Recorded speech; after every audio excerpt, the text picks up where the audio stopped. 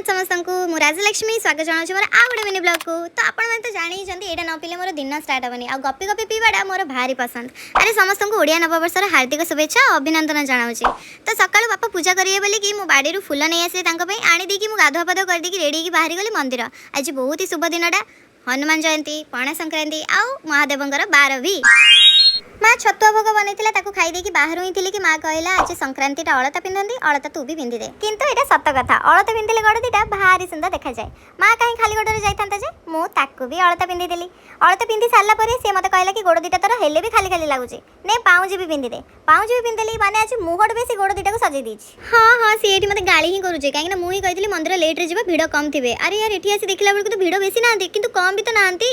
एत्ते खरे ताकू केमिति कहिथांती तू लाइन रे छेड़ाओ तो मु छेड़ाई गली ताकू कहली छाई जगह देखी बसी जा दर्शन करने को कष्ट तो करने पड़ो ना। तापर आम हनुमान मंदिर जाइलु आज हनुमान जयंती तांकर भी दर्शन आम करनेलु।